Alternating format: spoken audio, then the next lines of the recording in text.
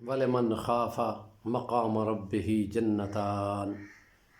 قال اللہ تعالیٰ فی کلامہ المجید والفرقان الحمید صدق اللہ مولانا العظیم۔ تاریخ اسلام کا یہ ایک واقعہ ہے بنی عباس کے دور کا،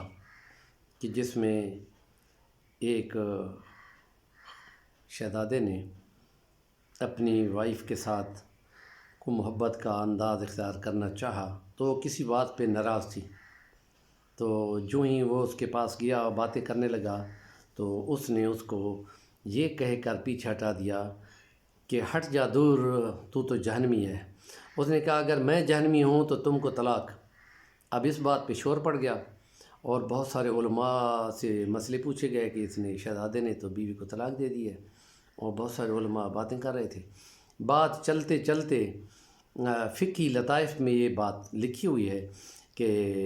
امام شافعی تک پہنچی، تو ان کو جب بتایا گیا تو انہوں نے کہا کہ کیا یہ ہو سکتا ہے کہ اس بندے کو مجھ تک پہنچاؤ یا مجھے ان شہزادوں تک پہنچا دو، میں نے ان سے کوئی بات پوچھنی ہے۔ تو امام صاحب ان کے پاس جب پہنچے تو ان سے پوچھا کہ ہاں بھی زندگی میں کوئی ایسا بھی ٹائم تم پہ آیا ہے کہ تمہیں علیحدگی میں کہ تمہیں گناہ کا چانس ملا ہو اور تم اللہ سے ڈر گئے ہو؟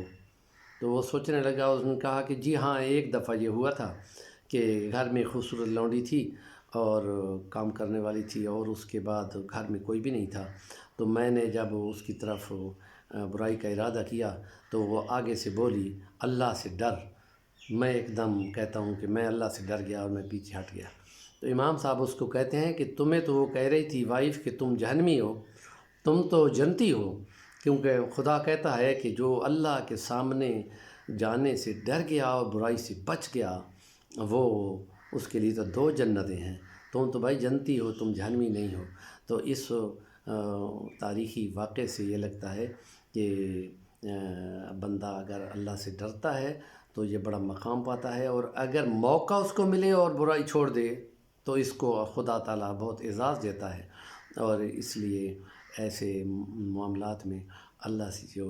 ڈرتا ہے، اور ہر دم اللہ سے ڈرنے والا تو ولی ہوتا ہے، تو اس جوانی میں جو یہ اللہ سے ڈر جائے تو اس ٹائم میں اس کو بڑا اجر ملے گا۔ اور احادیث میں تو ایسے کئی واقعات لکھے گئے ہیں کہ پہاڑ کے دامن میں وہ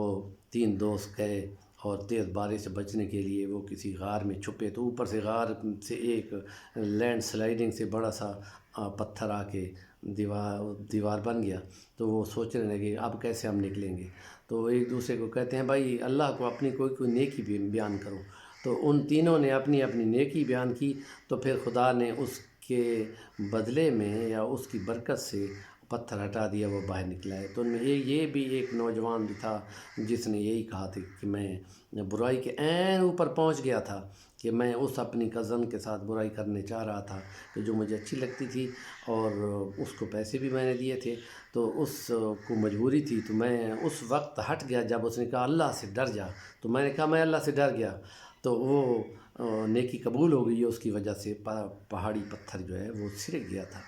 ان نیکیوں کی قدر کرنی چاہیے، ان نیکیوں کی بڑی قیمت ہوتی ہے خدا کے ہاں، ان کو ابلاغ بھی کرنا چاہیے، دوستوں کو آگے بتانا بھی چاہیے کہ ان کی بھی بڑی ویٹیج لگنی ہے حشر کے میدان میں، اور ترازو کے اعمال میں تلنا ہے انہوں نے، تو ان کا بڑا وزن ہوتا ہے۔ اس کی بجائے ہم اس کے متوازی دوسری باتوں کو بیان کریں جن میں ایسے گانے ہوں جو عشق والے ہوں اور برائی والے ہوں، تو وہ نیکی نہیں ہوتی، وہ برائی کا ابلاغ ہوتا ہے۔ تو اس سے بچنا چاہیے۔ اللہ تعالیٰ ہمیں نیکی کی توفیق دے، آمین۔